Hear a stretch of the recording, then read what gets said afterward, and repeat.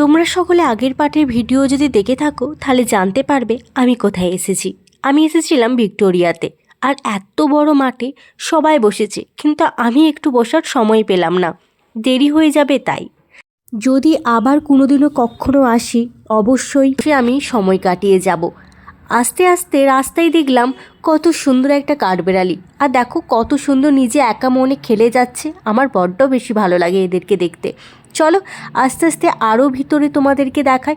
সামনেই চোখে পড়লো ফরোয়া, আর পুরোটা ঘুরতে পারিনি কারণ প্রচুর বড় এরিয়া জুড়ে রয়েছিল এটা, আর আমার পক্ষে একা সম্ভব ছিল না একা একা হেঁটে বেড়ানো। যদি আমিও কোনোদিনও কারোর সঙ্গী হতে পারি অবশ্যই আমরা দুজনে কাপেল হয়ে ঘুরে বেড়াবো। তবে চলো, এই ছিল আজকের ভিডিও। আর সবথেকে বেশি আমার অবাক লেগেছে, দেখো কত সুন্দর বাবা ভোলানাথকে এঁকেছে। যদি ভালো লেগে থাকে চ্যানেলটাই সাবস্ক্রাইব করে দিও। চলো টাটা, সকলে সুস্থ থাকো, ভালো থাকো।